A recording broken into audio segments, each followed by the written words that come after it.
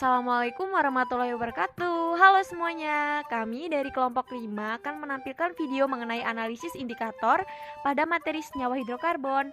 Kelompok 5 beranggotakan 4 orang, yakni saya Intan Trio Oktaviana dengan NPM 1913023037, Berliana Gita 1913023017, Veronica Luciana 1913023027 dan Khofifa Galda 1913023043. Happy watching. Analisis keluasan materi kimia pada kurikulum 2013 revisi. Jadi, pada pembahasan analisis keluasan dan kedalaman materi kimia ini meliputi 3 komponen, yakni kompetensi inti atau KI, kompetensi dasar atau KD, dan indikator pencapaian kompetensi atau IPK. Untuk pembahasannya disimak baik-baik ya. Baik, yang pertama kita akan membahas kompetensi inti. Kompetensi inti pada kurikulum ini merupakan tingkat kemampuan untuk mencapai standar lulusan pada setiap peserta didik di setiap jenjang kelasnya. Tujuan kurikulum mencakup 4 kompetensi. Yang pertama, kompetensi sikap spiritual. Yang kedua, kompetensi sikap sosial. Yang ketiga, kompetensi pengetahuan. Dan yang keempat, kompetensi keterampilan. Kompetensi tersebut dicapai melalui proses pembelajaran intrakurikuler, kokurikuler, dan ekstrakurikuler. Kompetensi inti 1 dan 2 merupakan kompetensi sikap spiritual dan sikap sosial yang dicapai melalui pembelajaran tidak langsung atau indirect teaching, yaitu keteladanan, pembiasaan, dan budaya sekolah dengan memperhatikan mata pelajaran dan kebutuhan serta kondisi setiap siswa. Dan kompetensi inti 1 dan 2 dicapai pada saat siswa belajar tentang kompetensi inti 3 atau kompetensi pengetahuan dan kompetensi inti 4 atau kompetensi keterampilan. Penumbuhan dan pengembangan kompetensi sikap dilakukan sepanjang proses pembelajaran berlangsung dan dapat menjadi pertimbangan guru dalam mengembangkan karakteristik peserta didik lebih lanjut. Dari keempat kompetensi inti tersebut, nantinya akan menjadi acuan dari kompetensi dasar yang harus dikembangkan dalam setiap peristiwa pembelajaran secara integratif. Apa itu kompetensi dasar? Kompetensi dasar adalah kompetensi yang bersumber dari kompetensi inti yang harus dikuasai oleh peserta didik yang dikembangkan dengan memperhatikan karakteristik peserta didik. Kemampuan awal serta ciri dari suatu mata pelajaran. Kompetensi dasar adalah kemampuan yang harus dimiliki atau dikuasai oleh peserta didik dalam mata pelajaran tertentu sebagai rujukan penyusunan indikator kompetensi dalam suatu mata pelajaran. Yang terakhir ada indikator pencapaian kompetensi. Indikator pencapaian kompetensi adalah perilaku yang menunjukkan ketercapaian kompetensi dasar tertentu. Kata-kata yang digunakan untuk merumuskan indikator harus dapat diukur atau diobservasi pada akhir pelajaran. Oleh sebab itu, indikator pada pencapaian kompetensi dalam sebuah RPP nantinya akan menjadi acuan pada saat guru menilai hasil belajar. Kata kerja yang digunakan untuk merumuskan indikator harus menggunakan kata kerja operasional. Artinya, kata tersebut mencerminkan perilaku, entah itu pengetahuan, sikap, atau keterampilan yang nantinya dapat diamati atau diukur dengan alat ukur yang jelas. Selanjutnya tentang kompetensi inti yang ada pada materi senyawa hidrokarbon. Pada kompetensi inti tentang sikap spiritual ada menghayati dan mengamalkan ajaran agama yang dianutnya. Lalu untuk kompetensi inti pada sikap sosial terdapat menghayati dan mengamalkan perilaku jujur, disiplin, tanggung jawab, peduli, santun, responsif, dan proaktif, serta menunjukkan sikap sebagai bagian dari solusi atas berbagai permasalahan dalam berinteraksi secara efektif dengan lingkungan sosial dan alam serta dalam menempatkan diri sebagai cerminan bangsa dalam pergaulan dunia. Yang ketiga ada kompetensi inti tentang pengetahuan, berisi memahami, menerapkan, dan menganalisis pengetahuan faktual, konseptual, prosedural, dan metakognitif berdasarkan rasa ingin tahunya tentang ilmu pengetahuan, teknologi, seni, budaya, dan humaniora dengan wawasan kemanusiaan, kebangsaan, kenegaraan, dan peradaban terkait penyebab fenomena dan kejadian, serta menerapkan pengetahuan prosedural pada bidang kajian yang spesifik sesuai dengan bakat dan minatnya untuk memecahkan masalah. Dan yang terakhir ada kompetensi inti keterampilan, berisi mengolah, menalar, dan menyaji dalam ranah konkret dan ranah abstrak terkait dengan pengembangan dari yang dipelajarinya di sekolah secara mandiri, bertindak secara efektif dan kreatif, serta mampu menggunakan metode sesuai kaidah keilmuan. Untuk kompetensi dasar pada materi senyawa hidrokarbon, pertama, KD sikap spiritual, berisi 1.1 menyadari adanya keteraturan dari sifat hidrokarbon sebagai wujud kebesaran Tuhan Yang Maha Esa dan pengetahuan adanya keteraturan tersebut sebagai hasil pemikiran kreatif manusia yang kebenarannya bersifat tentatif. 1.2 mensyukuri kekayaan alam Indonesia berupa minyak bumi, batu bara, dan gas alam serta berbagai bahan tambang lainnya sebagai anugerah Tuhan Yang Maha Esa yang digunakan untuk kemakmuran rakyat Indonesia. Untuk KD sikap sosial berisi 2.1 menunjukkan perilaku ilmiah, isinya memiliki rasa ingin tahu, disiplin, jujur, objektif, terbuka, mampu membedakan fakta dan opini, ulet, teliti, bertanggung jawab, kritis, berkreatif dan inovatif, demokratif, serta komunikatif dalam merancang dan melakukan percobaan serta berdiskusi yang diwujudkan dalam sikap sehari-hari. Pada KD 2.2 menunjukkan perilaku kerjasama, santun, toleran, cinta damai, dan peduli lingkungan serta hemat dalam memanfaatkan sumber daya alam. Untuk 2.3 berisi menunjukkan perilaku responsif dan proaktif serta bijaksana sebagai wujud kemampuan memecahkan masalah dan membuat keputusan. Lalu, KD pengetahuan berisi 3.1 menganalisis struktur dan senyawa dan sifat senyawa hidrokarbon berdasarkan kekhasan atom karbon dan golongan senyawanya. 3.2 menjelaskan proses pembentukan fraksi-fraksi minyak bumi, teknik pemisahan serta kegunaannya. 3.3 mengidentifikasi reaksi pembakaran hidrokarbon yang sempurna dan tidak sempurna serta sifat zat hasil pembakarannya.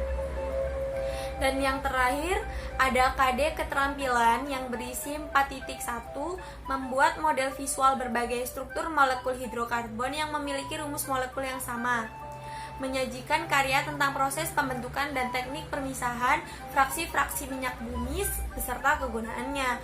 4.3 menyusun gagasan cara mengatasi dampak pembakaran senyawa hidrokarbon terhadap lingkungan dan kesehatan. Assalamualaikum warahmatullahi wabarakatuh. Saya Berliana Gita Nurani Pertiwi, NPM 17, akan menjelaskan mengenai kompetensi dasar pengetahuan pada materi senyawa hidrokarbon. Kompetensi dasar pengetahuan yaitu kompetensi 3 yang kami pilih di sini. Kami bagi menjadi 3 KD untuk pengetahuan, yaitu KD 3.1, 3.2, dan 3.3. Dan setiap KD memiliki beberapa indikator. KD 3.1 pada senyawa hidrokarbon itu adalah menganalisis struktur dan sifat senyawa hidrokarbon berdasarkan kekhasan atom karbon dan golongan senyawa, terbagi atas 7 indikator pengetahuan. Lalu kompetensi dasar 3.2 yaitu menjelaskan proses pembentukan fraksi-fraksi minyak bumi dan teknik pemisahan serta kegunaannya kami bagi menjadi 3 indikator pengetahuan. Lalu KD 3.3 yaitu mengidentifikasi reaksi pembakaran hidrokarbon sempurna dan tidak sempurna serta zat hasil pembakaran kami bagi juga menjadi 3 indikator pengetahuan. Pada indikator 311 yaitu menganalisis kekhasan atom karbon yang menyebabkan banyaknya senyawa atom karbon. Jadi di sini siswa melakukan berbagai kegiatan yang akhirnya mengarah pada kemampuannya menganalisis kenapa sih banyak senyawa-senyawa yang terbentuk, banyak senyawa hidrokarbon yang ada di dunia ini. Apa saja kekhasan atau ciri khas dari atom karbon yang menyebabkan banyaknya senyawa karbon yang ada di bumi ini. Lalu 312 menentukan rumus umum alkana, alkena, dan alkuna berdasarkan analisis rumus struktur dan rumus molekul. Ketika siswa di 311 telah menemukan kekhasan atau karbon apa saja, lalu di sana juga mereka selanjutnya mereka belajar mengenai rumus struktur dan rumus molekul dari alkana, alkena, dan alkuna. Apa saja rumus-rumus molekulnya dan rumus-rumus strukturnya. Lalu dari situ mereka dapat menentukan mana yang rumus alkana, mana yang rumus alkena, dan mana yang rumus alkuna. Selanjutnya pada indikator 313 yaitu menghubungkan rumus struktur dan rumus molekul dengan rumus umum senyawa hidrokarbon. Di sini ketika siswa telah belajar di 312 mengenai apa aja rumus-rumus struktur dan rumus molekul dari alkana, alkena, dan alkuna, di sini lalu mereka mengambil kesimpulan bahwa ternyata rumus umum alkana itu seperti apa, rumus umum alkena dan rumus umum alkuna itu seperti apa. Lalu pada indikator 314 yaitu mengklasifikasi isomer senyawa karbon, di sini siswa diarahkan agar nantinya dia dapat mengklasifikasikan atau dia tuh bisa membedakan gitu mana saja isomer dari senyawa hidrokarbon dan apakah suatu senyawa hidrokarbon itu memiliki isomer atau tidak. Lalu pada KD atau indikator 315 yaitu memahami cara pemberian tata nama. Di sini siswa diajak pada kegiatannya di KD 4-nya dengan berbagai kegiatan sehingga akhirnya dia dapat menentukan cara memberi nama atau tata nama IUPAC bagi senyawa alkena, alkana, dan alkuna. Selanjutnya pada indikator 316 yaitu menganalisis sifat kimia dan sifat fisik dari alkana, alkena, dan alkuna. Setelah melakukan berbagai hal tadi dan juga telah memberikan tata nama, siswa selanjutnya dapat menganalisis apa-apa saja sifat kimia dan sifat fisika dari alkana, alkena, dan alkuna. Sifat fisik itu adalah sifat-sifat yang dapat terlihat atau misalnya itu contohnya adalah titik didih dan lain sebagainya. Dan dapat membedakan gitu, ini sifat alkana, ini sifat alkena, dan yang ini sifat alkuna. Lalu pada indikator 317 yaitu mengklasifikasi jenis reaksi pada alkana, alkena, dan alkuna. Siswa dapat mengklasifikasi reaksi-reaksi apa saja yang terjadi pada alkana, alkena, dan alkuna. Lalu pada indikator 32 dan 321 yaitu memahami proses pembentukan fraksi minyak bumi dan cara pengeksplorasinya. Di 321 ini dimulailah kompetensi dasar 3.2 tadi. Di sini siswa akan diberikan wacana ataupun video mengenai pembentukan fraksi minyak bumi dan siswa akhirnya akan dapat memahami bagaimana sih proses pembentukan fraksi minyak bumi dan bagaimana cara mengeksplorasi dari minyak bumi itu. Lalu pada indikator 3.2 yaitu mengklasifikasikan kualitas bensin berdasarkan bilangan oktannya. Pada indikator ini siswa telah mengetahui atau telah belajar mengenai bilangan oktan dan dia dapat mengklasifikasikan kualitas bensin. Ketika bilangan oktannya segini berarti kualitas bensinnya seperti apa gitu. Lalu pada 3.2.3 yaitu mengetahui bahan bakar alternatif selain minyak bumi dan gas alam. Di sini siswa diajak berpikir selain kita telah belajar mengenai minyak bumi, fraksi minyak bumi, dan lain sebagainya. Lalu jika minyak bumi dan batu bara dan gas alam itu habis, apa bahan bakar pengganti yang dapat kita gunakan? Selanjutnya, pada indikator 3.3.1 yaitu merupakan awal dari pembahasan mengenai KD 3.3. Yaitu KD 3.1 adalah menyebutkan contoh dampak senyawa hidrokarbon dalam kehidupan sehari-hari. Apa saja dampak dari positif dan negatif dari senyawa hidrokarbon, apa saja produk-produk yang bahan bakunya itu adalah senyawa hidrokarbon. Lalu dilanjutkan dengan indikator 3.3.2 yaitu menjelaskan dampak dari pembakaran hidrokarbon sempurna dan tidak sempurna terhadap lingkungan. Apa yang terjadi jika terjadi pembakaran sempurna, apa yang terjadi jika terjadi pembakaran yang tidak sempurna terhadap lingkungan. Lalu di sini yang terakhir adalah indikator 3.3.3 yaitu menentukan upaya mengatasi dampak pembakaran senyawa hidrokarbon terhadap lingkungan. Ketika tadi sebelumnya siswa telah mengetahui atau siswa dapat menjelaskan apa saja dampak dari pembakaran senyawa hidrokarbon, lalu di indikator yang selanjutnya adalah siswa dapat menentukan upaya-upaya atau apa-apa saja yang dapat dilakukan untuk mengatasi dampak dari pembakaran senyawa hidrokarbon terhadap lingkungan. Baik, di sini saya akan menjelaskan tentang indikator keterampilan. Pada 4.1.1 yaitu mengamati gambar contoh senyawa hidrokarbon dalam kehidupan sehari-hari, misalnya plastik, lilin, dan tabung gas yang berisi LPG, serta nyala api pada kompor gas.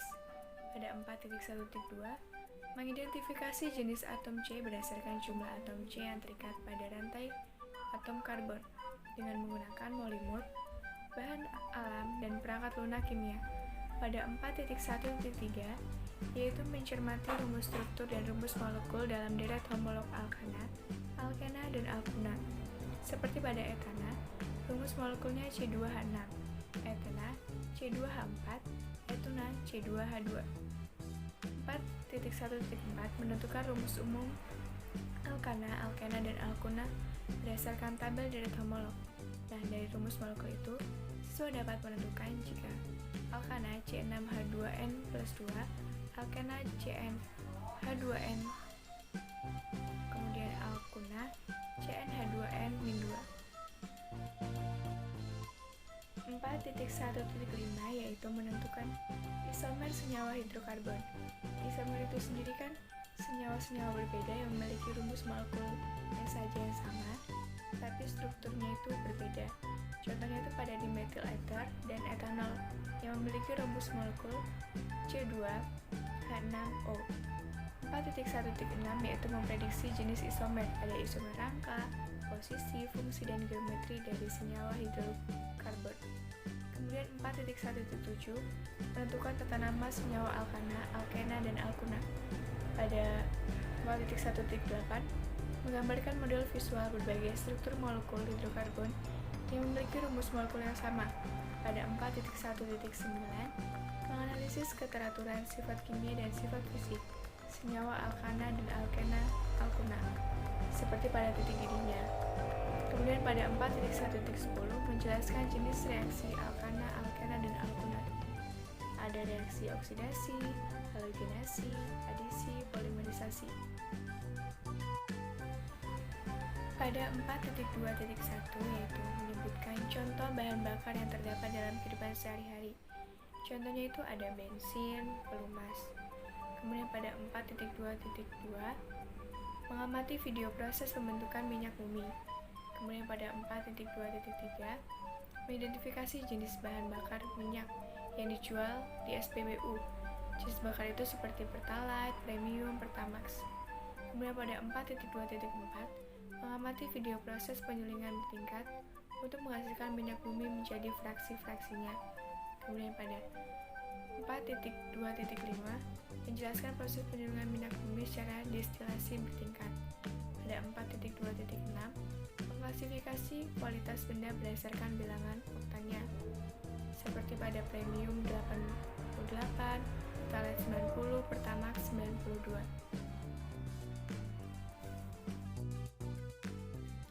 Pada 4.2.7, yaitu mendiskusikan dengan anggota kelompok mengenai bahan bakar alternatif selain minyak bumi dan gas alam. Nah, hasil diskusi ini nantinya akan dipresentasikan pada 4.2.8. Kemudian pada 4.3.1 yaitu mengamati gambar contoh pembakaran bahan bakar terhadap lingkungan dan kesehatan. Pada 4.3.2 menyebutkan contoh sederhana dampak pembakaran senyawa hidrokarbon seperti asap. Kemudian pada 4.3.3 yaitu mengamati video dampak penggunaan senyawa hidrokarbon terhadap lingkungan dan kesehatan. Pada 4.3.4 mengidentifikasi dampak pembakaran hidrokarbon yang sempurna dan tidak sempurna. Pada 4.3.5 mendiskusikan dengan anggota kelompok mengenai dampak dan upaya mengatasi pembakaran senyawa hidrokarbon terhadap lingkungan dan kesehatan. Kemudian pada 4.3.6 mempresentasikan hasil diskusi mengenai dampak dan upaya mengatasi pembakaran senyawa hidrokarbon terhadap lingkungan dan kesehatan. Sekian video dari kelompok 5. Apabila terdapat kesalahan, kami mohon maaf. Kami akhiri. Wassalamualaikum warahmatullahi wabarakatuh. Jangan lupa like, komen, dan subscribe ya teman-teman. Dadah!